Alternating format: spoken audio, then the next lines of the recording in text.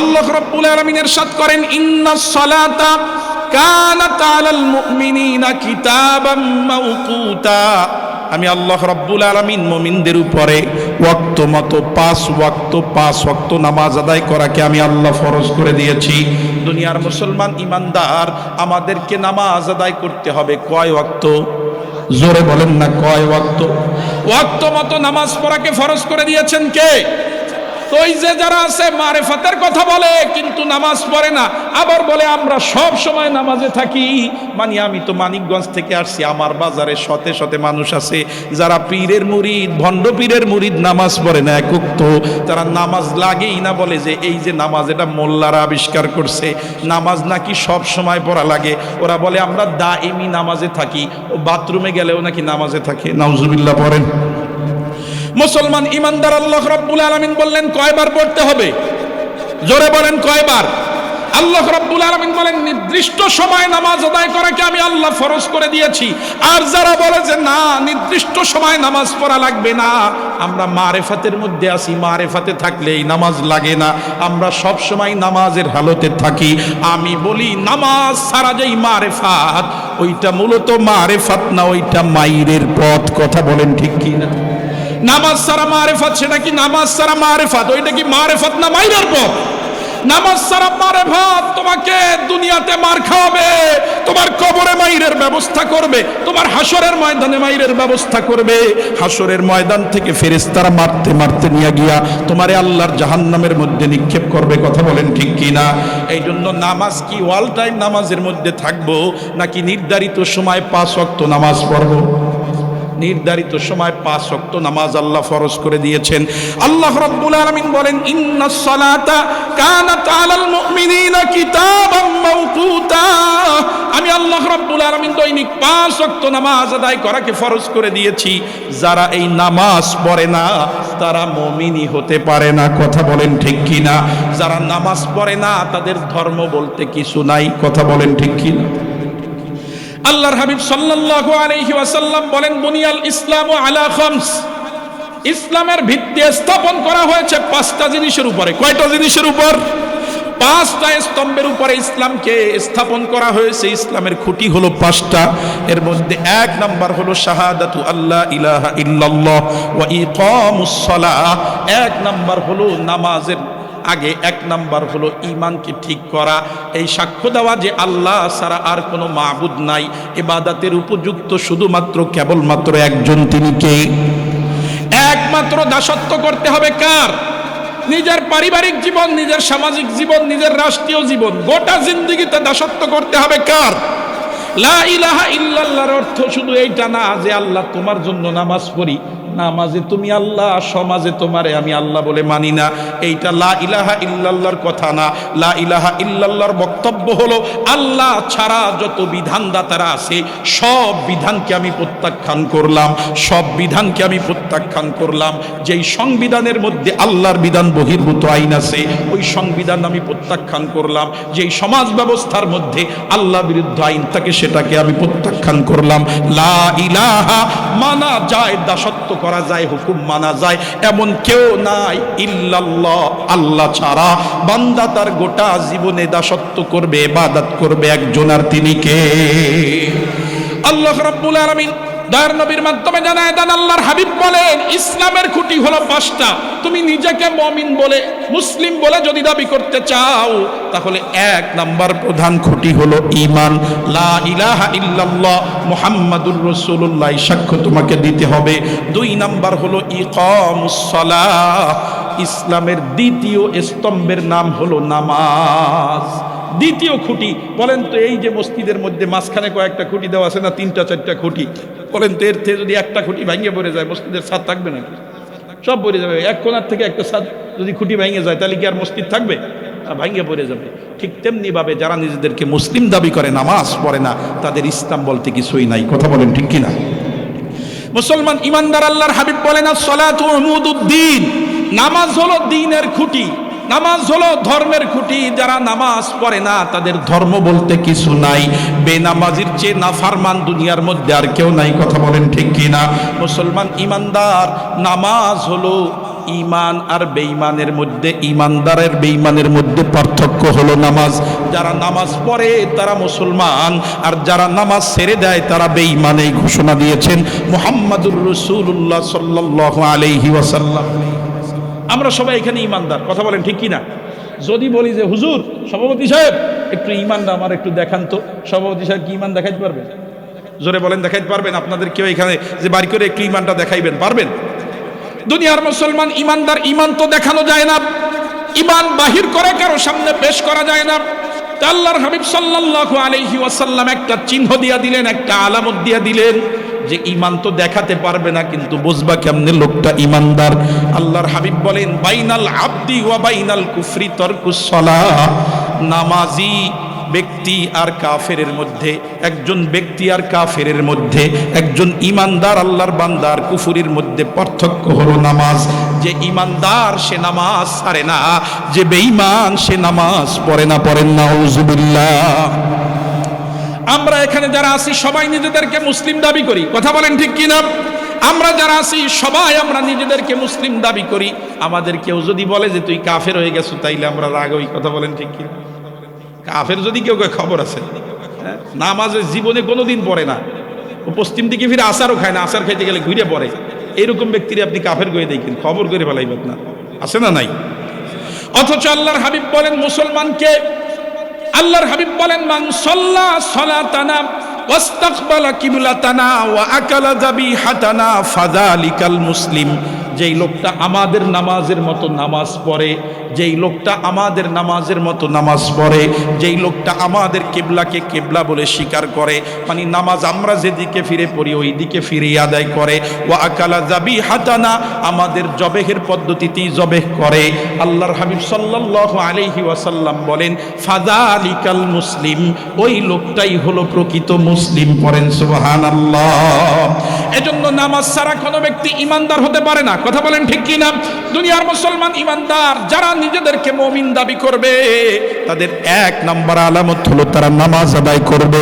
যেই ব্যক্তি নামাজ পড়ে সে ঈমানদার, যেই ব্যক্তি নামাজ পড়ে না তার সাথে ঈমানের কোনো সম্পর্ক নাই। আল্লাহর হাবিব সাল্লাল্লাহু আলাইহি ওয়াসাল্লাম বলেন ইযা রাআইতুমুর রাজুল, যখন তোমরা কোনো ব্যক্তিকে দেখো, যখন তোমরা কোনো ব্যক্তিকে দেখো যে ওই ব্যক্তি নামাজ পড়তে অভ্যস্ত হয়ে গেছে, ওই ব্যক্তি নামাজে যায়, সব সময় নামাজের মধ্যে যায়, সব সময় নামাজে আসে, নামাজ পড়তে অভ্যস্ত, আল্লাহর হাবিব বলেন ফাশহাদু লাহু বিল ঈমান, তোমরা ওই ব্যক্তির ঈমানের ব্যাপারে সাক্ষী দাও। পড়েন সুবহানাল্লাহ। দুনিয়ার মুসলমান ঈমানদার যারা নামাজ আদায় করে না তাদের চেয়ে হতভাগা দুনিয়ায় আর কেউ নাই। কারণ নামাজ এটা সাধারণ কোনো ইবাদত নয়। আল্লাহ রাব্বুল আলামিন মুসলিম উম্মাহকে, আমরা যারা উম্মতে মুহাম্মাদি, আল্লাহ রাব্বুল আলামিন আমাদেরকে এই নামাজ মেরাজের রাতে উপহার দিয়েছে। সুবহানাল্লাহ বলেন।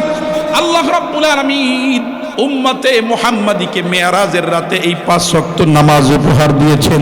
ঘটনাটা যদি বিস্তারিত বলতে হয় তাহলে এমন, আল্লাহর হাবিব সাল্লাল্লাহু আলাইহি ওয়াসাল্লাম দুনিয়ার মধ্যে এখনো পর্যন্ত আগমন করে নাই মাতৃগর্ভে। আল্লাহর হাবিব মায়ের গর্ভে থাকাকালীন অবস্থায় আল্লাহর হাবিবের আব্বা জান দুনিয়ার থেকে বিদায় হয়ে গেলেন।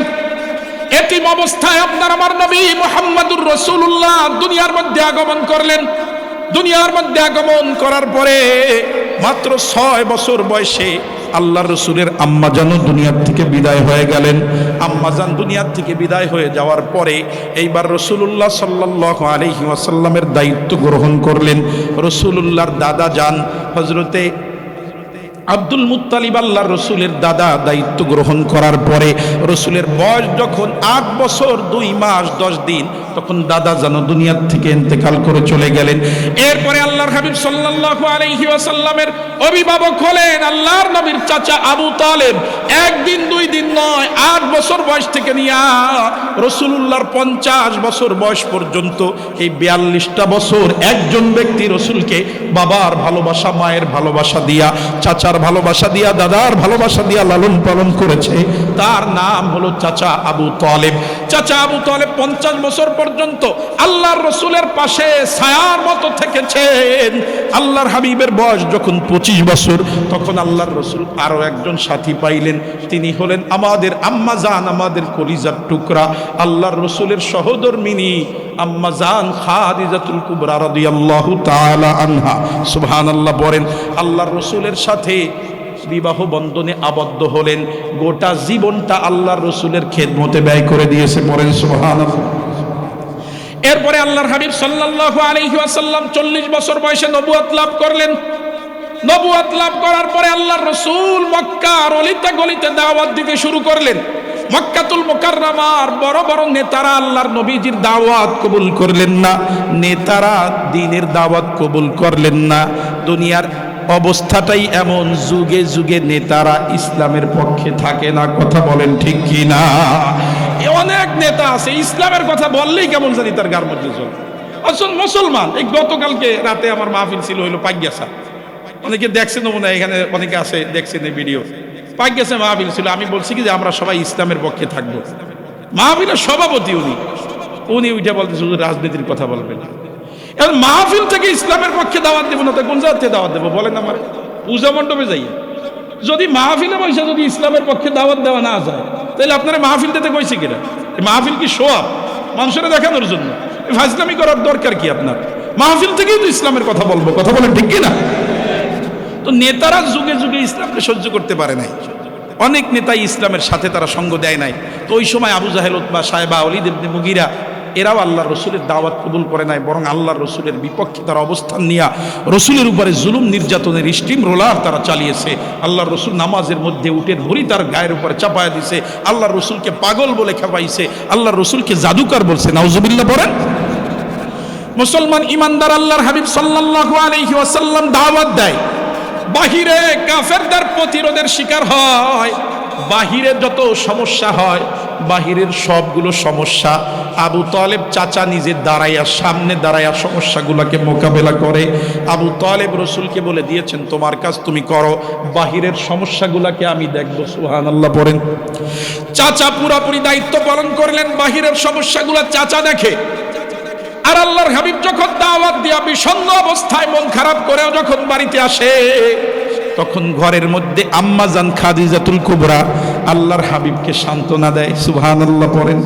আল্লাহর হাবিব 10 বছর পর্যন্ত দাওয়াতি কাজ চালাচ্ছেন মক্কাতুল মুকাররমার মধ্যে। নবুয়াতের 10ম বছর হঠাৎ করে আল্লাহর হাবিবের চাচা জান দুনিয়ার থেকে বিদায় হয়ে গেছে। আল্লাহর হাবিবের চাচা যখন দুনিয়ার থেকে বিদায় হয়ে গেছে, এইবার মক্কাতুল মুকাররমার কাফের মুশরিকেরা বড় সুযোগ মনে করেছে। আল্লাহর রাসূলের উপরে জুলুম নির্যাতনের মাত্রা তারা আরো বাড়িয়ে দিয়েছে। আল্লাহর হাবিব বাহিরে দাওয়াত দিতে যায়, প্রতিরোধের শিকার হয়।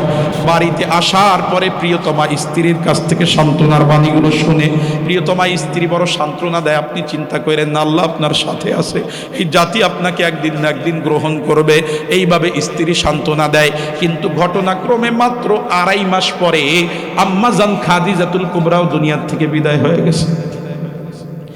এইবার বাহিরে যেই লোকটা প্রোটেকশন দিত সেও আর নাই। ঘরের মধ্যে যেই লোকটা সান্ত্বনার বাণী শুনাইতো, যার কাছে আল্লাহর রসুল দুঃখের কথাগুলো বলতো, সেই সহধর্মিনী আমাদের আম্মা জান খাদিজাতুল কুবরাও দুনিয়ার মধ্যে জিন্দা নাই। আল্লাহর রসুল বড় ব্যথিত হয়ে পড়লেন। এত বেশি দুঃখ ওই বছরটার মধ্যে আসছে, ওই বছরটার নামই দেওয়া হয়েছে ইয়াউমুল হুজুন, দুঃখের বছর, কষ্টের বছর। সিরাতের কিতাবে এই বছরটাকে কি বলে বলেন? দুঃখের বছর। কি বলে? দুঃখের বছর। আল্লাহর হাবিব সাল্লাল্লাহু আলাইহি ওয়াসাল্লাম দেখলেন মক্কাতুল মুকাররমার মধ্যে দাওয়াত দেওয়ার আর পরিবেশ নাই। আল্লাহর রাসূল চিন্তা করলেন, যেহেতু মক্কাতুল মুকাররমায় দাওয়াত দেওয়ার পরিবেশ নাই, আমি এইবার দাওয়াত দিতে যাব আমার দুধ মায়ের বাড়ি যেই জায়গায় তায়েফে, মক্কার থেকে 90 কিলোমিটার দূরে। মক্কার থেকে 90 কিলোমিটার দূরে যেই জায়গায় আল্লাহর রাসূল দুধ পান করেছিলেন, আম্মা জান হালিমাতুস সাদিয়া রাদিয়াল্লাহু তাআলা আনহার দুধ পান করেছিলেন। আল্লাহর হাবিব চিন্তা করলেন, দুধ সম্পর্কের হলেও ওটা আমার নানা বাড়ি, ওই জায়গায় আমার এক মা আছে, সুতরাং আমি নানা বাড়ির এলাকায় গিয়া দাওয়াতি কাজ করব। আল্লাহর রসুল দাওয়াতি কাজ করার জন্য গেলেন। দীর্ঘ 10টা দিন পর্যন্ত ওই জায়গায় দাওয়াতি কাজ করেছেন। কোনো মানুষ আল্লাহর রসুলের দাওয়াত গ্রহণ করে নাই, বরং উল্টা ওই তায়েফের মানুষেরা দুষ্ট বালকদেরকে লীলা দিছে, যারা আল্লাহর রসুলের গায়ের মধ্যে পাথর নিক্ষেপ করে আল্লাহর রসুলের পবিত্র শরীর মোবারক থেকে রক্ত ঝরাইছে। এত বেশি রক্ত ঝরেছে, আল্লাহর রসুলের পায়ের রক্তে তার পায়ের জুতা পর্যন্ত আটকে গেছে। যেই শরীরটার মধ্যে মশা মাছি বসা পর্যন্ত হারাম, যেই লোকটা উহুদ পাহাড়ের দিকে আঙ্গুল দিয়ে ইশারা করলে স্বর্ণে পরিণত হয়ে যেত, যেই মানুষটাকে খুশি করার জন্য স্বয়ং আল্লাহ পাক রব্বুল আলামিন বেকুল হয়ে থাকেন, এই মানুষটার সারা শরীর থেকে রক্ত ঝরে। আল্লাহর রসুল 10 দিনের সফর শেষ করে মক্কাতুল মুকাররমায় এসেছে। আল্লাহর রসুলের মনটা বড় খারাপ, বড় দুঃখিত অবস্থায়, খুব চিন্তিত হয়ে গেলেন। চাচাও নাই, নিজের প্রিয়তমা স্ত্রীও নাই, মক্কায় দাওয়াত দেওয়ার মতো খুব একটা সুযোগ নাই। মক্কাতুল মুকাররমার বাহিরে গিয়ে গেলাম দাওয়াত দেওয়ার জন্য তায়েফের ময়দানে, তায়েফে দাওয়াত দেওয়ার মতো পরিবেশ নাই। এইবার কি করা যায়, আমি দাওয়াতি কাজ কোথায় করব? এই অবস্থায় মনটা বড় ব্যথিত অবস্থায় আল্লাহর রসুল পেরেশান। আল্লাহ রাব্বুল আলামিন এমনই এক রাতে আসমান থেকে জিবরিল আমিন আলাইহিস সালাতু ওয়াস সালামকে জমিনের মধ্যে প্রেরণ করলেন। পড়েন সুবহানাল্লাহ। জিবরিল আমিন আলাইহিস সালাতু ওয়াস সালাম রাসূল করিম সাল্লাল্লাহু আলাইহি ওয়াসাল্লামকে এসে লক্ষ্য করে বলেন, ইয়া রাসূলুল্লাহ, ইয়া হাবিবাল্লাহ, আপনার মনের প্রত্যেকটা কষ্ট আল্লাহ রাব্বুল আলামিন জানেন। আল্লাহ পাক রব্বুল আলামিন আপনার এতিম অবস্থার কথা জানেন। 6 বছর বয়সে আপনি মাকে হারাইছেন, তাও আল্লাহ জানেন। 8 বছর বয়সে দাদাকে হারাইছেন, তাও আল্লাহ তাআলা জানেন। আল্লাহ রাব্বুল আলামিন আপনার চাচা হারার বেদনার কথা জানেন। আল্লাহ আপনার প্রিয়তমা স্ত্রীকে হারানোর বেদনার কথা জানেন। আল্লাহ রাব্বুল আলামিন মাতৃভূমির মধ্যে কাফেরদের মাধ্যমে নির্যাতিত হওয়ার ঘটনাও আল্লাহ জানেন। আপনি যখন তায়েফে গেলেন, তায়েফের ময়দানে কাফেরেরা আপনাকে রক্তাক্ত করেছে, মালিক এটাও দেখেছে। আল্লাহ রাব্বুল আলামিন আপনাকে খুশি করার জন্য, আপনার মনের কষ্ট দূর করার জন্য আল্লাহ রাব্বুল আলামিন আপনাকে নিয়ামত হিসাবে মেরাজ দান করেছেন। পড়েন সুবহানাল্লাহ। আল্লাহর হাবিব সাল্লাল্লাহু আলাইহি ওয়াসাল্লাম বলেন, জিবরিল আমিনের সাথে আমি সফর করতে শুরু করলাম। দুনিয়ার মধ্যে মসজিদে হারাম থেকে নিয়ে মসজিদে আকসা পর্যন্ত সফর করেছি। মসজিদে হারাম থেকে নিয়ে মসজিদে আকসা পর্যন্ত জমিনে 1200 কিলোমিটার সফর করার পরে এরপরে ঊর্ধ্ব জগতে সফর শুরু করছি। সফর করতে করতে প্রথম আসমান পর্যন্ত চলে গেছি। প্রথম আসমানে যাওয়ার পরে আসমানের দরজাটা তখনও পর্যন্ত বন্ধ। আসমানের দরজার মধ্যে জিবরিল আমিন আলাইহিস সালাতু ওয়াস সালাম করা নাড়লেন। জিবরিল আমিন আলাইহিস সালাতু ওয়াস সালাম আসমানের দরজার মধ্যে অনুমতি চাইলেন। ভিতর থেকে প্রশ্ন করা হলো, মান আনতা, আপনি কে? আল্লাহর হাবিব সাল্লাল্লাহু আলাইহি ওয়াসাল্লাম বলেন, জিবরিল আমিন উত্তর করলেন, আনা জিবরাইল আলাইহিস সালাতু ওয়াস সালাম। আসমানের প্রহরী ফেরেশতা আবারও প্রশ্ন করলেন, মান মাআকা, আপনার সাথে কে আছে? বললেন, আমার সাথে দো জাহানের বাদশা মুহাম্মাদুর রাসূলুল্লাহ আছে। পড়েন সুবহানাল্লাহ। আসমানের পাহারাদার ফেরেশতা আবার প্রশ্ন করলেন, তাকে কি নিয়ে আসার জন্য অনুমতি দেওয়া হয়েছে নাকি? সুবহানাল্লাহ। পড়েন। দেখছেন আসমানের নিরাপত্তা কত। আমাদের নবীজি সাল্লাল্লাহু আলাইহি ওয়াসাল্লামের নবুয়ত লাভ করার আগে অনেক শয়তান গিয়া আসমানে কান লাগাইয়া কিছু কথা আসমানের সিদ্ধান্ত শুনে নিত। এই কথাগুলো আইসা গণকের কাছে বইলা দিত। গণকগুলা মাঝে মাঝে ভবিষ্যৎবাণী করত, আর মানুষ ওই ভবিষ্যৎবাণী শুই না নিজের ঈমান হারাই ফেলত। নাউজুবিল্লাহ। পড়েন। আল্লাহ রসুল বলছেন, মান আতা কাহিনান, যে ব্যক্তি কোনো গণকের কাছে আসে আর ওই গণক যা বলে এটাকে বিশ্বাস করে নেয়, ওই ব্যক্তি আমি মুহাম্মাদুর রাসূলুল্লাহর আনিত ধর্মের থেকে মুক্ত।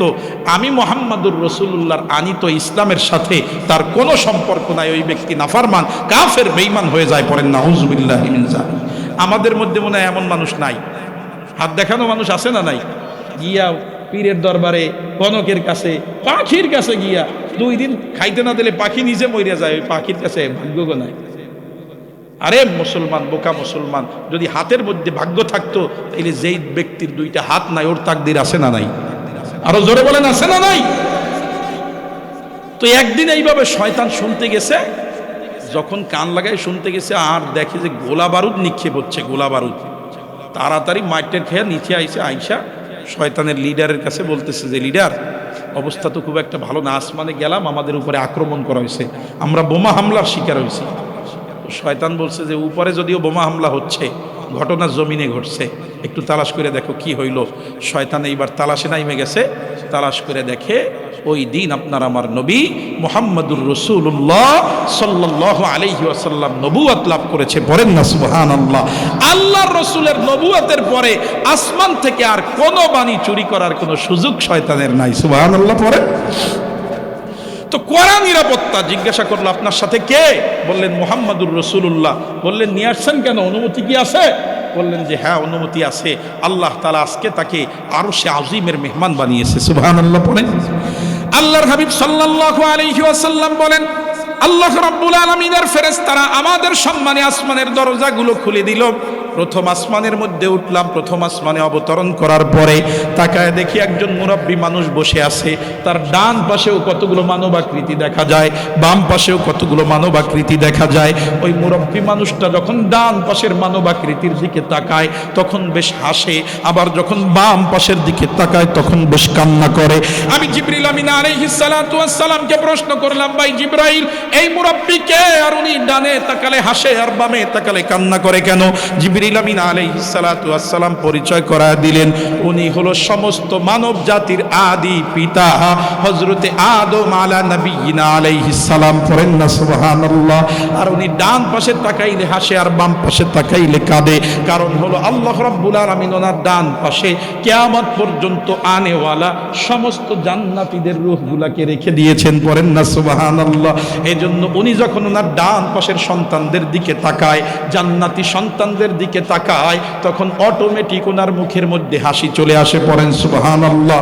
আর উনি যখন বাম পাশে তাকায়, আল্লাহ বাম পাশে কিয়ামত পর্যন্ত আনেওয়ালা সমস্ত জাহান্নামীদের রূহগুলোকে রেখে দিয়েছেন। উনি যখন ওনার জাহান্নামী সন্তানদের দিকে তাকায়, সন্তানের দুর্দশা দেখে বাবার চোখের মধ্যে কান্না চলে আসে। আল্লাহর হাবিব বলেন এরপরে কথাবার্তা হলো হযরত আদম আলাইহিস সালাতু ওয়াস সালামের সাথে সালাম মুসাফা হলো, কথাবার্তা হলো। প্রত্যেক আসমানি আল্লাহর হাবিব নবীদের সাথে সাক্ষাৎ করেছে। ওই ঘটনা বলা উদ্দেশ্য না, লম্বা হয়ে যাবে, তাইলে 7 আসমানি ওয়াজ শেষ হয়ে যাবে। প্রথম আসমানে হলো আদি পিতা, আর সপ্তম আকাশে আছে আমাদের জাতির পিতা ইব্রাহিম খলিলুল্লাহ। সুবহানাল্লাহ পড়েন। প্রথম আসমান বললাম, আর একটু 7 আসমানের মধ্যে যাই। আল্লাহর হাবিব সাল্লাল্লাহু আলাইহি ওয়াসাল্লাম বলেন এরপরে ভ্রমণ করতে শুরু করলাম। প্রথম আসমানে আমি হযরতে আদম আলাইহিস সালামের সাথে সাক্ষাৎ করলাম। দ্বিতীয় আকাশে আমি হযরতে ঈসা এবং ইয়াহইয়া আলাইহিস সালামের সাথে সাক্ষাৎ করলাম। তৃতীয় আকাশে আমি হযরতে ইউসুফ আলাইহিস সালামের সাথে সাক্ষাৎ করলাম। চতুর্থ আসমানে আমি হযরতে ইদ্রিস আলাইহিস সালামের সাথে সাক্ষাৎ করলাম।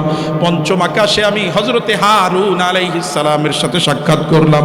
ষষ্ঠ আকাশে আমি হযরতে মূসা কালিমুল্লাহ আলাইহিস সালাতু ওয়াস সালামের সাথে সাক্ষাৎ করলাম। এরপরে আমি যখন সপ্তম আকাশের মধ্যে পৌঁছালাম, সপ্তম আকাশের মধ্যে গিয়া দেখি বাইতুল মামুরের দেয়ালের সাথে হেলান দিয়া আমাদের সকলের জাতির পিতা। একটু আওয়াজ দিয়া বলেন না নামটা কি? জোরে বলেন জাতির পিতার নাম কি? আরো জোরে বলেন না জাতির পিতার নাম কি?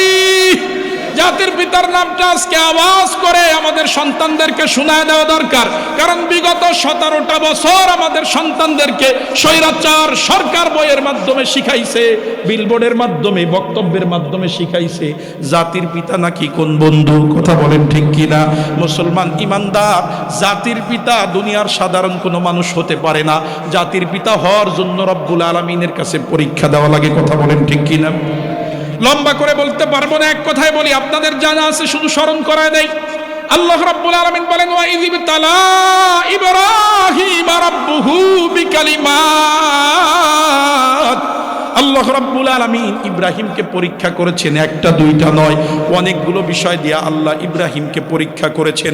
যৌবনে নমরুদের আগুনে ফালায়া পরীক্ষা করেছেন, বৃদ্ধ বয়স পর্যন্ত সন্তান না দিয়া পরীক্ষা করেছেন, বৃদ্ধ বয়সে 86 বছর বয়সে সন্তান দিয়েছেন হযরত ইসমাইলকে। সন্তান দেওয়ার পরে সন্তানকে লালন পালনের সুযোগ দেয় নাই। আল্লাহ তাআলা নির্দেশ করেছে ইব্রাহিম দুধের সন্তানকে ওর মা সহ মক্কাতুল মুকাররমার মরুভূমির মধ্যে রেখে আসো। ওই মক্কার মরুভূমিতে রেখে আসার নির্দেশ দিয়া পরীক্ষা করেছেন। মক্কার মরুভূমিতে রেখে আসার নির্দেশ দিয়া পরীক্ষা করছেন। এরপর ইব্রাহিম আলাইহিস সালাম সন্তান সহ মাকে মক্কার মরুভূমিতে রেখে এসেছে।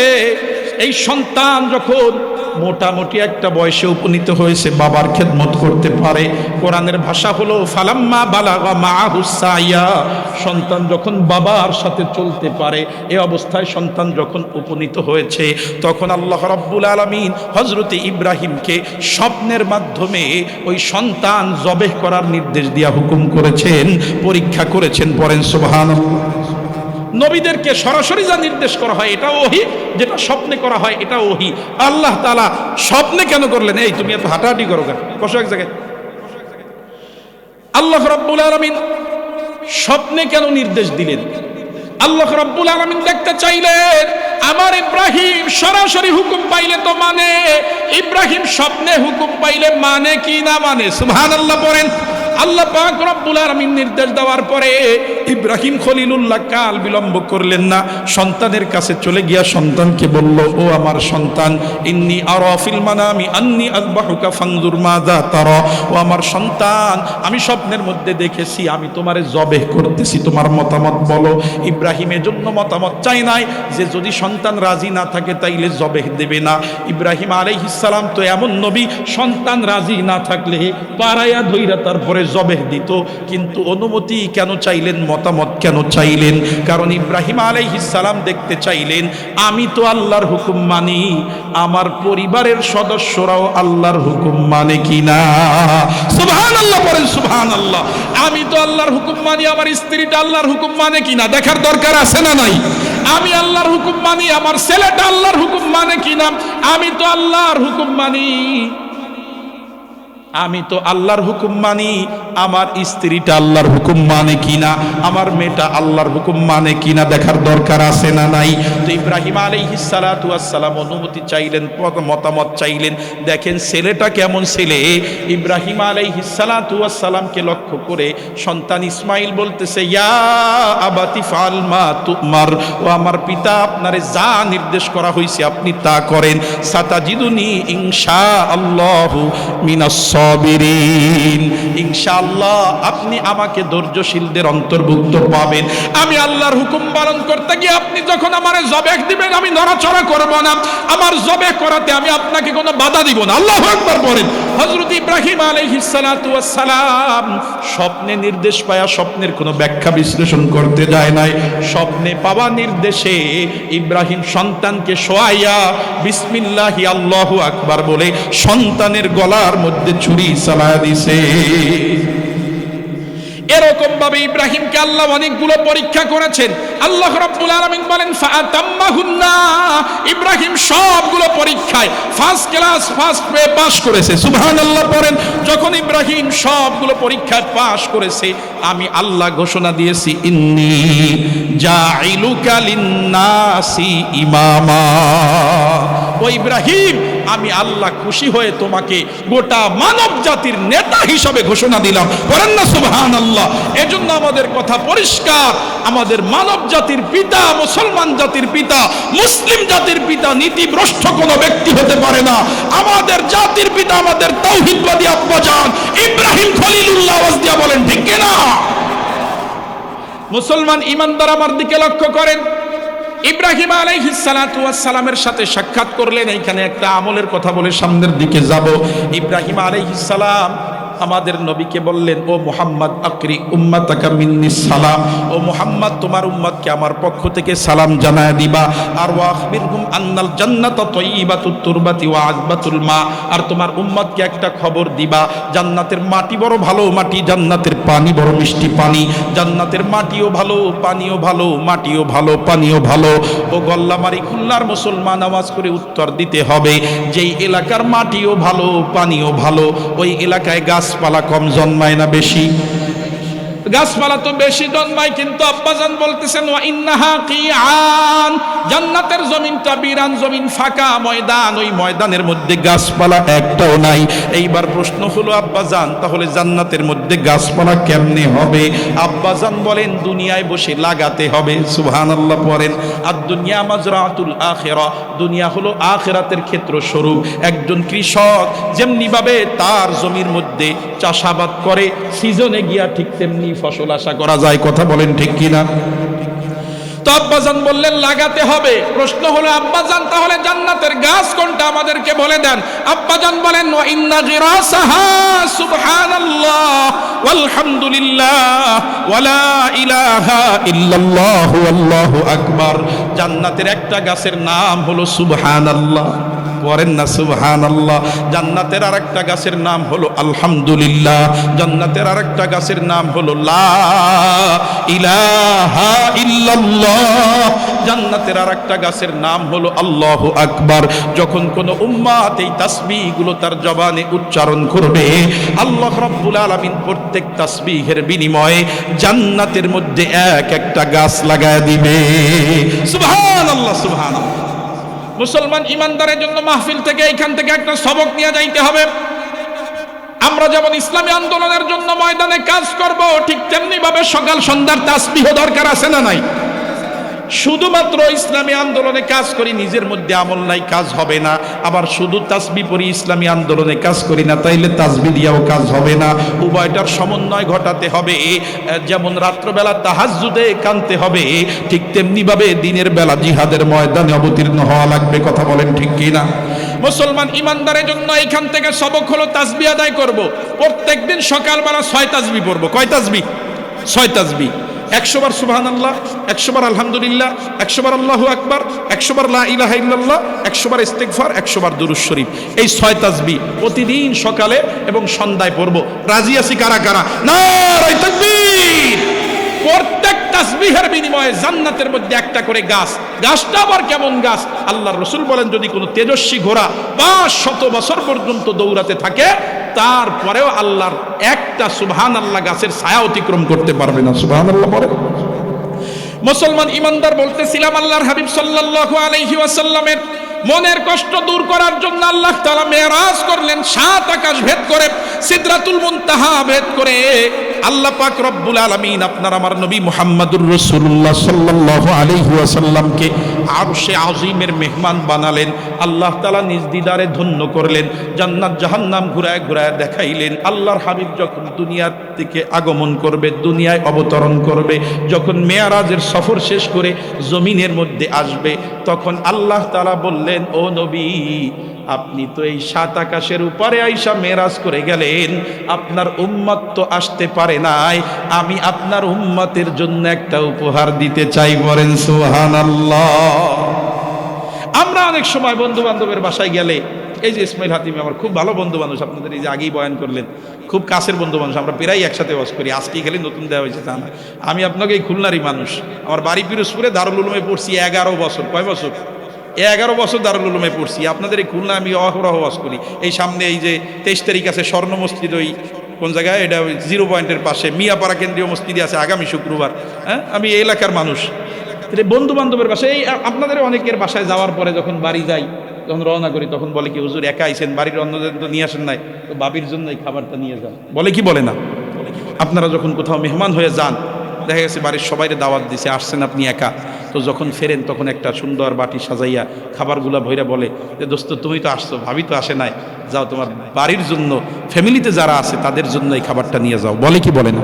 যে ভাই তুমি তো আসছো, তোমার ছেলেটারে নিয়ে আসে না, আমি তো এই যে কানাডার থেকে আসছি, কিছু বিদেশি চকলেট আছে, ছেলেটার জন্য নিয়ে যাও। দেয় কি দেয় না? আল্লাহ রাব্বুল আলামিন যখন আল্লাহর হাবিব সাল্লাল্লাহু আলাইহি ওয়াসাল্লাম দুনিয়ার মধ্যে আগমন করবেন, তখন উম্মতের জন্য পুরস্কার দিলেন 3টা। কয়টা? জোরে বলেন। মিরাজ থেকে আল্লাহ তাআলা আল্লাহর রাসূলকে কয়টা পুরস্কার দিয়েছে?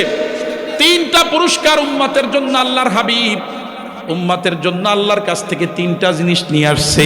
এর মধ্যে একটা হলো কোরআনুল কারীমের সূরাতুল বাকারার শেষ অংশ, 3 আয়াত বা 2 আয়াত। এইটা আল্লাহ অন্য কোন উম্মতকে এই ফজিলতপূর্ণ আয়াত দান করে নাই। আল্লাহ রাব্বুল আলামিন উম্মতে মুহাম্মাদিকে সূরাতুল বাকারার এই শেষ অংশ স্পেশালি গিফট হিসাবে দিয়েছে। পড়েন সুবহানাল্লাহ। মুসলমান ইমানদার আরেকটা পুরস্কার আল্লাহ রাব্বুল আলামিন উম্মতে মুহাম্মাদির জন্য দিয়েছেন।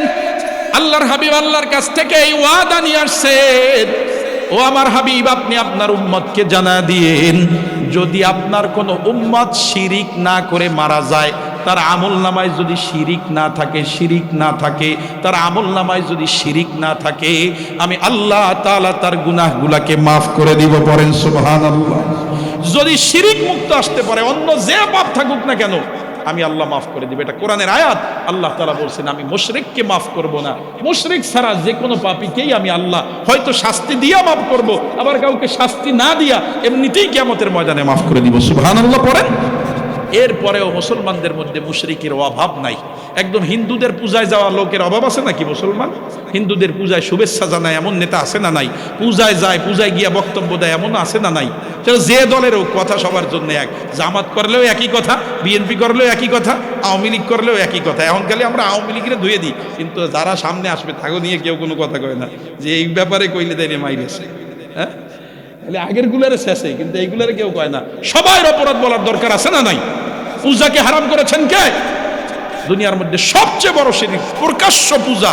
সেই পূজায় যাইয়া মুসলমান বক্তব্য দিতে পারে না, পূজার কোনো ধরনের শুভেচ্ছা মুসলমান জানাইতে পারে না। পূজার মধ্যে গিয়া তারপরে মুসলমান সেইখানে তাদের সাথে আমরাও একমত, এই কথা মুসলমান বলতে পারে না। যারা এটা বলে তাদের সাথে ইসলামের কোনো সম্পর্ক নাই। কথা বলেন ঠিক কিনা? মুসলমান ইমানদার এছাড়া আরো কত যে শিরিক, দুই একটা লিটেস্ট শিরিকের কথা কব। আল্লাহ বলছেন ওয়াকুমু লিল্লাহি কানিতিন, তোমরা আল্লাহর জন্য একনিষ্ঠভাবে দাঁড়াও। একনিষ্ঠভাবে দাঁড়াইতে হয় কার জন্য? আমাদের অনেক নেতারা মরে যাওয়ার পরে তারপরে 1 মিনিট দাঁড়াইয়া একনিষ্ঠভাবে নীরবতা পালন করে, এইটা হলো আধুনিক শিরিক। এটা কি বলেন? এখানে কেউ কথা কয় না, ওই যে ধরা খাই গেছে। এটা কি শিরিক বলেন? আধুনিক শিরিক। যারা গিয়া ওইরকম বিভিন্ন বেদিতে ফুল দেয়, এই ফুল দেওয়া এটা আধুনিক শিরিক।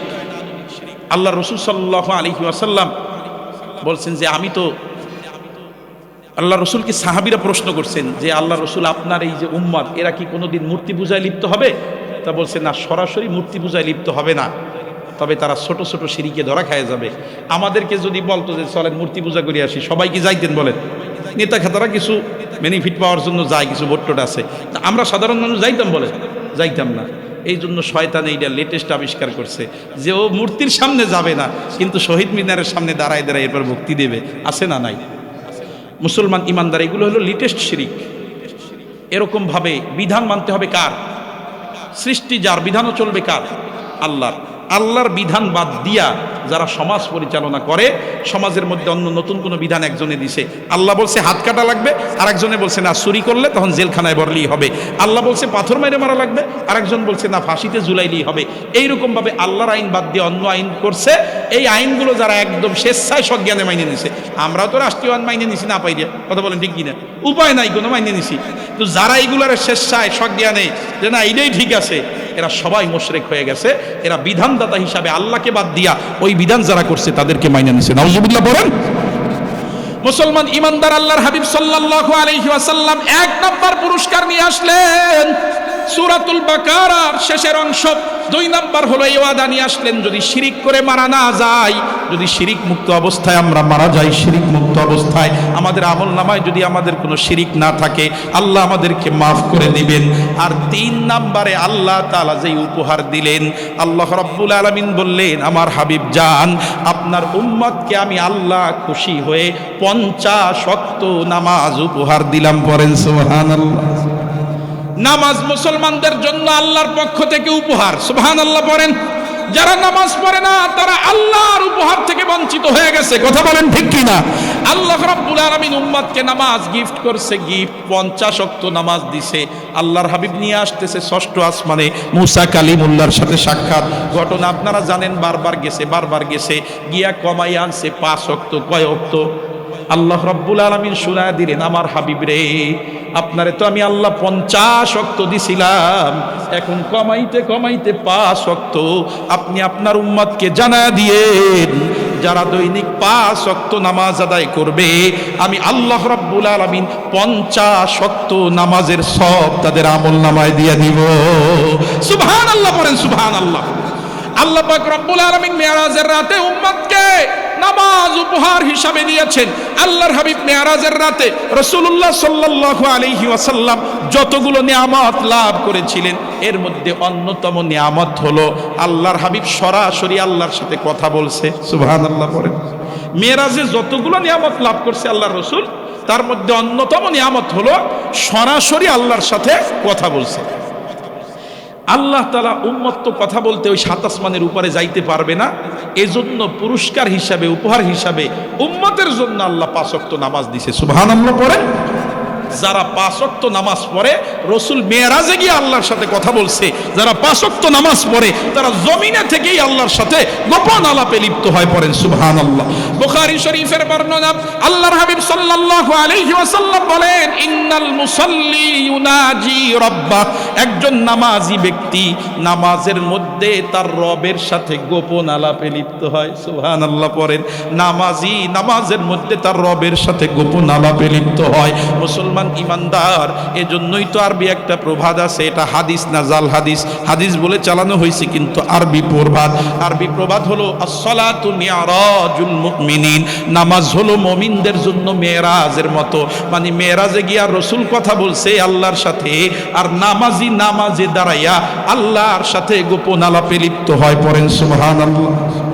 এখনো ভালো বুঝেন নাই আল্লাহ কেমনে বান্দার সাথে কথা বলে? লম্বা এক হাদিস, আল্লাহর হাবিব সাল্লাল্লাহু আলাইহি ওয়াসাল্লাম বলেন, হাদিসের বর্ণনাকারী সাহাবী হযরত আবু হুরায়রা, আল্লাহর রাসূল বলেন, আল্লাহ তাআলা নিজে ঘোষণা দিচ্ছেন। কে ঘোষণা দিচ্ছেন? জোরে বলেন, কে ঘোষণা দিচ্ছেন? আল্লাহ তাআলা নিজে ঘোষণা দিচ্ছেন, কসামতুস সালাতা বাইনি ওয়া বাইনা আবদি নিসফাইন, কসামতুস সালাতা বাইনি ওয়া বাইনা আবদি নিসফাইন। আমি আল্লাহ নামাজকে আমার এবং আমার বান্দার মাঝে 2 ভাগে ভাগ করছি। সুবহানাল্লাহ। আরো জোরে পড়েন না সুবহানাল্লাহ। নামাজকে আমি আল্লাহ আমার আর আমার বান্দার মাঝে 2 ভাগে ভাগ করছি। আল্লাহর হাবিব সাল্লাল্লাহু আলাইহি ওয়াসাল্লাম বলেন, আল্লাহ তাআলা ঘোষণা দিচ্ছেন, যখন আমার বান্দা তেলাওয়াত করে আলহামদুলিল্লাহি রাব্বিল আলামিন, আমি আল্লাহ রাব্বুল আলামিন ওই আরশে আজিমের উপর থেকে আমি আল্লাহ তাআলা ঘোষণা দেই, হামিদানি আবদি, আমার বান্দা আমার প্রশংসা করেছে। সুবহানাল্লাহ। আরো জোরে কন্যা সুবহানাল্লাহ। বুঝতে পারেন নাই, বুঝতে পারেন নাই, আমাদের যেই দুনিয়া, এই দুনিয়ার অবস্থান হলো একটা গ্যালাক্সির মধ্যে। এইখান থেকে আমি আপনাদেরকে বুঝাইতে গেলে লম্বা হয়ে যাবে। এই যে এখনই চলে আসছে লিস্ট, যে হুজুর শেষ করেন, 12টা পার হয়ে গেছে, এই জন্য খুব সংক্ষেপে বলি, আমাদের অবস্থান যেই জায়গায়, আমাদের চেয়ে 13 লক্ষ গুণ বড় সূর্য, এরকমের অনেক হাজার হাজার সূর্য দিয়ে আল্লাহ একটা গ্যালাক্সি সাজাইছে। এরকমের হাজার হাজার গ্যালাক্সি দিয়ে আল্লাহ প্রথম আসমানের নিস্তারে সাজাইছে। সুবহানাল্লাহ পড়েন। আমরা চন্দ্র সূর্য তারকারাজি যা কিছু দেখি সব কিছু প্রথম আসমানের নিচে। সুবহানাল্লাহ পড়েন। আল্লাহর হাবিব দ্রুততার কথা বলেন নাই, গতি কেমন হবে তা বলেন নাই, কিন্তু আল্লাহর হাবিব বলছেন জমিন থেকে নিয়ে ওই আসমান পর্যন্ত, প্রথম আসমান পর্যন্ত 500 বছরের রাস্তা। কয়শো বছরের? 500 বছরের রাস্তা। এরপরে হলো প্রথম আসমানের পেট, এই প্রথম আসমানের পেট থেকে নিয়ে প্রথম আসমানের পিঠ পর্যন্ত এই আসমানের পুরুত্ব হলো আবার 500 বছরের রাস্তা। এরপরে প্রথম আসমানের পিঠের মধ্যে উঠবে, ওইখান থেকে নিয়ে দ্বিতীয় আসমান পেট পর্যন্ত আবার 500 বছরের রাস্তা। এইভাবে করে 500 বছর এক একটা ফাঁকা, তারপরে আবার এক একটা আসমান 500 বছর পর্যন্ত, এরকম সফরের লম্বা পুরো। এইভাবে করে 7 আকাশ, এই 7 আকাশের বাহিরে হলো আল্লাহর কুরসি। আল্লাহ তাআলা বলেন, ওয়াসিআ কুরসিয়ুহুস সামাওয়াতি ওয়াল আরদ, আল্লাহর কুরসি সমস্ত আসমান জমিনকে বেষ্টন করে আছে। সুবহানাল্লাহ পড়েন। আল্লাহর কুরসি আসমান জমিনকে বেষ্টন করে আছে। ওই যে আল্লাহ পাকের কুরসি, ওর উপরে হলো আল্লাহর আরশ। সুবহানাল্লাহ পড়েন। ওর উপরে হলো আল্লাহর আরশ। কিতাবের মধ্যে আসছে, তাফসীরের কিতাবে উপমা দিয়া বুঝাইছেন। কেমনে বুঝবা দুনিয়ার মানুষ? উপমা দিয়া বুঝাইছেন, এই যে প্রথম আসমানের মধ্যে আমরা আছি সবাই, প্রথম আসমানের পেটের মধ্যে, এই প্রথম আসমানটা দ্বিতীয় আসমানের তুলনায় কেমন? যদি গোটা দুনিয়াকে একটা প্লেট বানানো হয় আর এর মাঝখানে যদি একটা বল রাখা হয়, তাইলে এর অবস্থান যেমন, দ্বিতীয় আসমানের তুলনায় প্রথম আসমানের অবস্থান তেমন। সুবহানাল্লাহ পড়েন। এরপরে দ্বিতীয় আসমানের তুলনায় তৃতীয় আসমান অত বড়। এভাবে নিয়া গোটা 7 আকাশ 7 জমিন, এইটার অবস্থা হলো এমন, যদি আল্লাহর আরশটাকে একটা প্লেট বানায় দেওয়া হয়, পৃথিবীটাকে প্লেট বানায় দেওয়া হয়, এর মধ্যে যদি 7 আসমান 7 জমিন সব কিছু একত্রে রাখা হয়, তাইলে যদি এর মধ্যে একটা বল রাখলে যেমন দেখা যায়, এই 7 আসমান 7 জমিন আল্লাহর আরশের কাছে এত ক্ষুদ্র। পড়েন সুবহানাল্লাহ। এইবার একটু চিন্তা করেন তো, আপনি আমি তো দূরের কথা, আপনার আমার অবস্থান যেই গ্রহে, এই যে পৃথিবী, আল্লাহর আরশ থেকে যদি অনুবীক্ষণ যন্ত্র লাগায় খোঁজে, তারপরেও কি পাওয়া যাবে নাকি? জোরে বলেন, পাওয়া যাবে? মুসলমান ইমানদার আবার অবস্থাটা কেমন? যে ব্যক্তি নামাজে দাঁড়াইছে তার মুখের মধ্যে গন্ধ, নাকের থেকে ময়লা বের হয়, চোখের থেকে ময়লা বের হয়, বগল থেকে গন্ধ, সারা শরীর দুর্গন্ধ দিয়ে ভরা। কথা বলেন ঠিক কিনা? 2 দিন বিরাস না করলে পাশে যাওয়া যায় না, এরকম একটা সাধারণ মানুষ। আবার তার অবস্থান এত ক্ষুদ্র, এই ক্ষুদ্র অবস্থানে এরকম একটা সাধারণ মানুষ যখন আল্লাহু আকবার বলে দাঁড়িয়ে পড়তে শুরু করে, আলহামদুলিল্লাহি রাব্বিল আলামিন, তখন ওই আরশে বসে আল্লাহ তাআলা প্রত্যেক বান্দার উত্তর দেয় আর বলে, হামিদানি আব্দি, আমার বান্দা আমার প্রশংসা করেছে।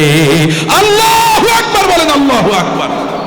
মুসলমান ইমানদার এরপরে যখন বান্দা পড়ে আর রহমানির রহিম, আল্লাহ তাআলা ঘোষণা দেয়, আসনা আলাইয়া আবদি, আমার বান্দা আমার গুণকীর্তন করেছে।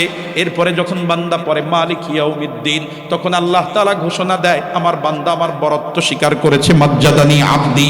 এরপরে যখন বান্দা পড়ে ইয়্যাকা না'বুদু ওয়া ইয়্যাকা নাস্তাঈন, তখন আল্লাহ তাআলা ঘোষণা দেন, হাদা বাইনি ওয়া বাইনা আদবি ওয়া বাইনা আবদি ওয়া লি আবদি মা সাআলা।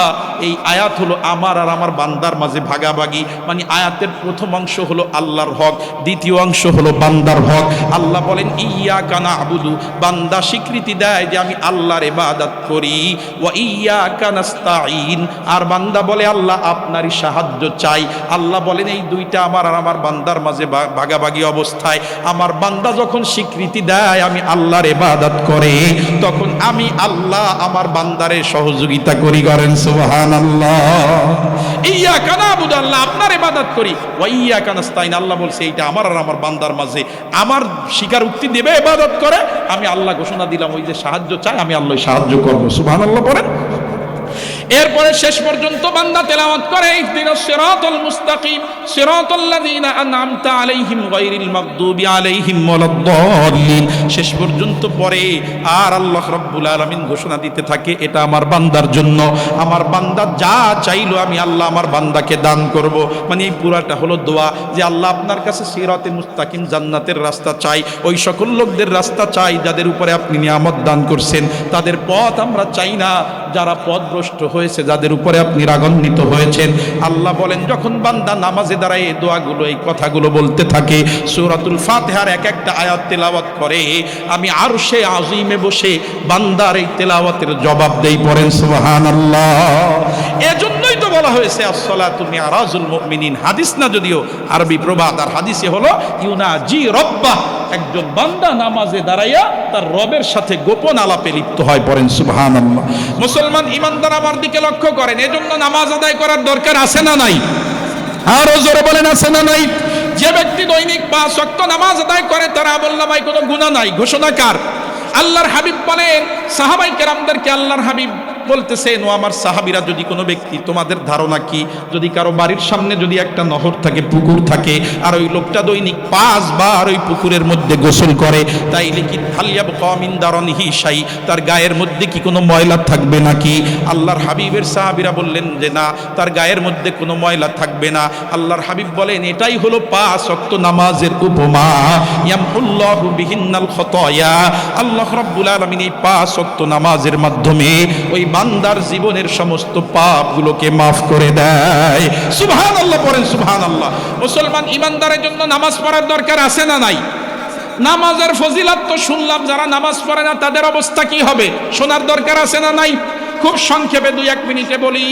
আল্লাহ পাক রব্বুল আলামিন কালামে পাকের সূরাতুল মুদ্দাসসিরের মধ্যে জাহান্নামীদের একটা অবস্থা বর্ণনা করতেছেন। কিয়ামতের ময়দানে জাহান্নামীদেরকে শিকল লাগাইয়া বাইন্দা এইবার জাহান্নামের দিকে নিয়ে যাওয়া হচ্ছে। শিকল দিয়া বান্দা একদম শিকল আটকে তালা দিয়ে নিয়ে যাওয়া হচ্ছে জাহান্নামের দিকে। ফেরেশতারা চতুর্দিক দিয়ে টেনে টেনে জাহান্নামের দিকে নিয়ে যায়। আনিল মুজরিমিনা মাকাকুম ফি সাকর, তখন ওই জাহান্নামীদেরকে লক্ষ্য করে প্রশ্ন করা হয়, ওই জাহান্নামীদেরকে ডাক দিয়া বলা হয়, মা সাকর, কেন তোমারে আজকে আটকানো হয়েছে? কোন অপরাধে তোমাকে জাহান্নামে নিয়ে যাচ্ছে? কি কারণে তুমি আজকে জাহান্নামের আসামি হয়ে যাচ্ছ? তখন ওই জাহান্নামী ব্যক্তি 1 নম্বরে উত্তর দিচ্ছে, ক্বালু লাম নাকু মিনাল মুসাল্লিন, আমি দুনিয়াতে মুসল্লি ছিলাম না। নাউজুবিল্লাহ। আমার যে আজকে শিকল দিয়া জাহান্নামের দিকে টেনে নিয়ে যাওয়া হচ্ছে, কারণ হলো আমি দুনিয়াতে মুসল্লি ছিলাম না। যারা শুধু জুমার নামাজ পড়ে তাদেরকে মনে হয় মুসল্লি বলে। জোরে কর। জুমার নামাজ না, 5 ওয়াক্ত পড়তে পড়তে পড়তে পড়তে পড়তে পড়তে 10 বছর 20 বছর পড়ার পরে অটোমেটিক এলাকার মধ্যে নাম হয়ে যায় যে এই লোকটা নামাজি। কথা বলেন ঠিক কি না? নামাজি 2 ওয়াক্ত নামাজ পড়ার মাধ্যমে হয় না, নামাজ পড়তে পড়তে মুসল্লি হয়। এরা বলে নাই যে আমরা দুনিয়াতে নামাজ পড়তাম না, তা বলে নাই, বলছে লাম নাকু মিনাল মুসাল্লিন, দুনিয়াতে আমি মুসল্লিদের অন্তর্ভুক্ত ছিলাম না। এই কারণে আজকে আমার কোমরের মধ্যে শিকল দিয়া আমার টাইনা জাহান্নামে নিয়ে যাওয়া হচ্ছে। নাউজুবিল্লাহ পড়েন। মুসলমান ইমানদার আল্লাহর হাবিব সাল্লাল্লাহু আলাইহি ওয়াসাল্লামের একজন সাহাবী হযরতে মুআজ রাদিয়াল্লাহু তাআলা আনহু, আল্লাহর নবীর খুব কাছের সাহাবী। আল্লাহর নবী বিভিন্ন সময় তাকে অনেক উপদেশ দিতেন। তো হযরতে মুআজ বলেন, আওসানি খলিলি রাসূলুল্লাহ সাল্লাল্লাহু আলাইহি ওয়াসাল্লাম বিআশারি কালিমাত, আল্লাহর রাসূল আমাকে 10টা বিষয় নসিহত করছে। ওসিহত করছে কয়টা বিষয়? 10টা। 1 নাম্বার হলো, ও মুআজ লা তুশরিক বিল্লাহি শাইআ ওয়া ইন কুতিলতা আও হুররিকতা আও সুল্লিবতা, ও মুআজ খবরদার খবরদার আল্লাহর সাথে শিরিক করবা না। যদিও তোমাকে হত্যা করা হয়, যদিও তোমাকে আগুনে জ্বালানো হয়, যদিও তোমাকে টুকরা টুকরা করা হয়, যদিও তোমাকে শুলেতে চড়ানো হয়, জীবন দিবা তারপরেও আল্লাহর সাথে শিরিক করবা না। 2 নাম্বার হলো, ওয়ালা তাউক্কান্না ওয়ালিদাইকা ওয়া ইন আমারাকা আন তাখরুজা মিন আহলিকা ওয়া মালিক। 2 নাম্বার হলো, খবরদার খবরদার মাতা পিতার অবাধ্য হবা না। যদিও তোমার আব্বা আম্মা তোমারে ঘর থেকে বের করে দেয়, তোমার সম্পদ থেকে বের করে দেয়, পরিবার থেকে তোমাকে বের করে দেয়, তোমারে ত্যায্য ঘোষণা করে, তারপরেও খবরদার মাতা পিতার অবাধ্য হবা না। 3 নাম্বার হলো, ওয়ালা তাতরুকান্না সালাতান মাকতুবাতান মুতাআম্মিদান, খবরদার খবরদার ইচ্ছাকৃতভাবে কখনো ফরজ নামাজ ত্যাগ করবা না। কারণ ফা ইন্না মান তারাকা সালাতান মাকতুবাতান মুতাআম্মিদান ফাকাদ বারিআত মিনহু জিম্মাতুল্লাহ, যেই ব্যক্তি ইচ্ছাকৃত ফরজ নামাজ ছেড়ে দেয় ওই ব্যক্তির উপর থেকে আল্লাহর জিম্মাদারি উঠে যায়। নাউজুবিল্লাহ পড়েন। যারা ফরজ নামাজ ছেড়ে দেয় ওই ব্যক্তি জান্নাতে গেল না জাহান্নামে গেল, আল্লাহ এটা লক্ষ্য করেন না, এটার মধ্যে আল্লাহর কোনো জিম্মাদারি নাই। পড়েন নাউজুবিল্লাহ। এরপরে আল্লাহর হাবিব বলেন, ওয়ালা তাশরাবান্না খামরা, খবরদার খবরদার মদ পান করবা না। ফাইন্নাহু রাসু কুল্লি ফাহিশা, কেননা সব ধরনের নেশাজাত দ্রব্য এটাই হলো পাপের মূল। যত পাপ ঘটে এই নেশাজাত দ্রব্যের কারণে ঘটে। এলাকার একটা ভালো ছেলেরে আপনি নেশা ধরায়া দেন, 2 বছর পরে দেখবেন এলাকায় এমন কোনো অপকর্ম নাই যার সাথে ও জড়িত নাই। কথা বলেন ঠিক কিনা? এরপরে আল্লাহর হাবিব বলেন, ওয়া ইয়াকা ওয়াল মাসিয়া, পাপ কাজ থেকে বেঁচে থাকো, কারণ হলো পাপ কাজ আল্লাহর রাগ নিয়ে আসে। এরপরে আল্লাহর হাবিব বলেন, ওয়া ইয়াকা ওয়াল ফিরারা মিনাজ যাহবি ওয়া ইন হালাকান নাস, খবরদার খবরদার যুদ্ধের ময়দান থেকে পলায়ন করবা না। যদিও যুদ্ধের ময়দানে সবাই মারা যায়, তারপরেও যুদ্ধের ময়দানে থাকবা। এরপরে আল্লাহর হাবিব সাল্লাল্লাহু আলাইহি ওয়াসাল্লাম বলেন, ইযা আসাবান নাস মাউতুন ওয়া আনতা ফীহিম ফাসবুত, যদি কোনো এলাকার মধ্যে মহামারী দেখা দেয়, মহামারী দেখা দেয়, যদি গড়ে পড়তায় সবাই মরে 19 সালের মতো যদি করোনা দেখা দেয়, আল্লাহর হাবিব বলেন তুমি ওই জায়গায় থাকবা, এলাকা সাইরা পলাবা না। সুবহানাল্লাহ পড়েন। আমরা তো সবাই মনে করলাম যে মনে হয় চিকিৎসা বিজ্ঞান আমাদেরকে লকডাউন দিছে, ওরে বাবা কত বাহবা দিলাম, অথচ এই লকডাউন তাদের আবিষ্কার না। 1450 বছর পূর্বে সমস্ত ডাক্তারের ডাক্তার মুহাম্মদুর রাসূলুল্লাহ সাল্লাল্লাহু আলাইহি ওয়াসাল্লাম এই লকডাউনের থিওরি দিয়ে গেছে। সুবহানাল্লাহ পড়েন। লম্বা করে আলোচনার সুযোগ নেই, এই এক হাদিস দিয়া অনেক বক্তারা পুরো একজ করে দেয়, আমি খালি 10টা বইলে গেলাম। এরপরে আল্লাহর হাবিব বলেন যে তোমার পরিবারের উপরে তুমি তোমার সাধ্য অনুযায়ী ব্যয় করবা, তোমার সাধ্যে যা আছে সে অনুযায়ী ব্যয় করবা, সাধ্যের বাহিরে ব্যয় করবা না। কারণ সাধ্যের বাহিরে পরিবারের চাহিদা পূরণ করতে গেলেই তোমার ঘুষ খাওয়া লাগবে। কথা বলেন ঠিক কি না? তোমার সুদ খাওয়া লাগবে, অপকর্ম করা লাগবে, দুর্নীতি করা লাগবে। এজন্য যতটুকু সামর্থ্য সন্তানকে ততটুকুই বুঝতে দেবা, সেই পরিমাণই তাকে তার আবদার পূরণ করবা, পরিবারের উপরে সামর্থ্য অনুযায়ী খরচ করবা। এরপরে আল্লাহর হাবিব সাল্লাল্লাহু আলাইহি ওয়াসাল্লাম বলেন, ওয়ালা তারফা আনহু মাসাকা আদাবা, খবরদার পরিবারের উপর থেকে শাসনের লাঠি নামাবা না। আজ আমাদের পরিবার থেকে শাসন উঠে গেছে, একদম পুরা উঠে গেছে। এখানে যারা বসে আছে তারাই সাক্ষী দিতে পারবে যে একটা সময় গল্লামারিতে দেখছে এখানে তাকাইয়া যে গল্লামারিতে একজন মুরব্বী দাঁড়ায় আছে, এই সমস্ত মানুষগুলাই হাতাটারে গুছাইয়া একদম সুন্দর করে বুকের সাথে হাত দিয়ে দাঁড়ায় রয়েছে। চাচা আসলে সালাম দিছে, আসসালামু আলাইকুম, চাচা কেমন আছেন, কথা বলেন ঠিক কিনা। আর এখন এলাকার মুরব্বী আসে, ও কানে একদম এরকম করি, মুরব্বী কিছু কইতে গেলে বলে যে আপনার টাকায় খায়, আসে না নাই। মুরব্বী অনেক সময় সাহসও পায় না ওর কাছে বলতে, ইয়া গার্ডিয়ানের কাছে বলে যে তোর ছেলের দেখলাম এই জায়গায় বিড়ি খাচ্ছে, তো পরিবারের থেকে বলে সন্তান আমার, শাসন করবো আমি, তোর এটা দেখতে কইছি, কেন আসে না নাই। আরো জোরে বলেন, আসে না নাই। হুজুর 2 পিটান দিছে, হুজুরের নামে মামলা হয়ে গেছে, হুজুর এখন জেলখানার আসামি। এরকম হেফজখানার ওস্তাদরা আসে না এই অভিজ্ঞতা? এই শাসন উঠে যাওয়ার কারণে এখন এক একটা হাফেজ হইতে 14 বছর লাগে। আর আমাকে সময় শাসন থাকার কারণে হুজুর ক্লাসে না থাকলেও আমরা খালি পড়তেই থাকতাম, এদিকে সেদিকে তাকাইতেও ভয় পাইতাম যে হুজুর যদি দেখে ফেলায়, আজরাইলের চেয়ে ভয় পাইতাম হুজুর, শাসন থাকার কারণে। এই কারণেই তো আমরা এই পিটান পুটান খাই এই পর্যন্ত আসছি, এমনি এমনি হুজুররা আমাকে এইভাবে তৈরি করছে যে এখন শাসনের সুযোগ নাই, এটা উঠাই দেওয়া হয়েছে। এই শাসন না থাকার কারণে এলাকার যুব সমাজ আজকে বদমাইশ হয়ে গেছে, কথা বলেন ঠিক কিনা। তো আল্লাহর রাসূল বলছেন যে তোমার পরিবারের উপর থেকে তুমি শাসনের লাঠি উঠাবা না। আর 10 নাম্বার হলো ওয়াখিফহুম ফিল্লাহ, পরিবারকে আল্লাহর ভয় দেখাবা। আমরা নেতার ভয় দেখাই, জেলের ভয় দেখাই, বিভিন্ন আইন কানুনের ভয় দেখাই, কিন্তু কোনোদিন বাবা তার সন্তানকে বলল না যে সন্তান তুই নামাজ না পড়লে আল্লাহর জাহান্নামী হয়ে যাবি। এইরকম আল্লাহর ভয় কোনোদিন সন্তানকে বাবা দেখায় নাই, কথা বলেন ঠিক কিনা। মুসলমান ইমানদার এই 10 উপদেশের মধ্যে 3 নাম্বার উপদেশ হলো আমাদের আলোচ্য বিষয়। আল্লাহর হাবিব বলছেন খবরদার ইচ্ছাকৃত কোনোদিন ফরজ নামাজ ছাড়বা না, কারণ যে ব্যক্তি ফরজ নামাজ ইচ্ছাকৃত ছেড়ে দেয় ওই ব্যক্তির উপর থেকে আল্লাহর জিম্মাদারি উঠে যায়, আর যার উপর দিয়ে আল্লাহর জিম্মাদারি উঠে যায় কিয়ামতের ময়দানে ফেরেশতারা তাদের কোমরে রশি লাগাইয়া টাইনা টাইনা জাহান্নামের মধ্যে ফালায়, কথা বলেন ঠিক কি না। মুসলমান ইমানদারের জন্য নামাজ পড়ার দরকার আছে না নাই? একদম শেষ কথা বলতেছি, নামাজ যে পড়ে না, যে বলে নামাজ লাগে না, নামাজ কালাম দরকার নাই, আরো বড় হয়নি তারপরে পড়বানি, অনেকে বলে লাগেই না, এইরকম যারা আছে নামাজে আসেই না, এদের চেয়ে অহংকারী জালেম নাফরমান দুনিয়ার মধ্যে আর একটাও নাই, কথা বলেন ঠিক কিনা। শয়তানকে আল্লাহ সেজদা দিতে বলছে, কয়টা সেজদা? জোরে কোন কয়টা? আদমকে একটা সেজদা দিতে বলছে, শয়তান একটা সেজদা দেয় নাই। আল্লাহ বলছেন আবা ওয়াস্তাকবারা ওয়া কানা মিনাল কাফিরিন, শয়তান সেজদা দিতে অস্বীকার করছে, সেজদা দিতে অস্বীকার করে শয়তান অহংকার করছে আর কাফেরদের অন্তর্ভুক্ত হয়ে গেছে। ও দুনিয়ার মুসলমান যুবক ভাইরা, আল্লাহ তাআলা দৈনিক আপনার উপরে 17 রাকাত নামাজ ফরজ করছে। 17 রাকাতে প্রতিদিন আপনি 34টা সাজদা আল্লাহকে দিচ্ছেন না, আপনার চেয়ে বড় নাফরমান অহংকারী আল্লাহর জমিনে নাই, কথা বলেন ঠিক কি না। আপনার চেয়ে বড় নাফরমান দুনিয়ার জমিনে আর নাই। আরে চেয়ারম্যান যদি একজনকে 2 দিন ডাকে, এই শহরে তো চেয়ারম্যান নাই, কমিশনার যদি কাউকে ডাইকে পাঠায়, 1 বার 2 বার 3 বার যদি ডাকে, যদি না যায় গ্রাম পুলিশ দিয়ে ধরে নেবে, কথা বলেন ঠিক কিনা। গ্রাম পুলিশ দিয়ে আপনারে ধরে নেবে, অথচ আল্লাহ আপনারে দৈনিক 5 বার ডাকে, দৈনিক 5 বার মুয়াজ্জিনের মাধ্যমে আল্লাহু আকবার বলে ডাকে। আপনি একজন মুসলমান, 20 বছর বয়স হয়ে গেছে, আপনি জীবনে কোনোদিন ফজরের নামাজে আসলেন না, কোনোদিন ফজরে আপনারে পাওয়া গেল না। আপনি একজন মুসলমান, আপনার ঈদের নামাজ আর জুমার নামাজ ছাড়া আর কোনো নামাজে পাওয়াই যায় না। আপনি কিসের মুসলমান? আপনি ভুলের মধ্যে আছেন, ধান্দার মধ্যে আছেন। আপনি নাম মুসলমান মনে করছেন যে খালি মুসলমান পরিবারে জন্মগ্রহণ করলে আর মুসলমানদের সাথে এক দোকানে চা খাইলে মনে হয় মুসলমান হওয়া যায়। না না রে, মুসলমান হওয়ার জন্য নামাজ পড়ার কোনো বিকল্প নাই, কথা বলেন ঠিক কিনা। এই জন্য এই নাফরমানি ছাড়েন। আপনার চেয়ে বড় নাফরমান দুনিয়ার মধ্যে আর কেউ হতে পারে না যে নামাজ পড়ে না, কথা বলেন ঠিক কিনা।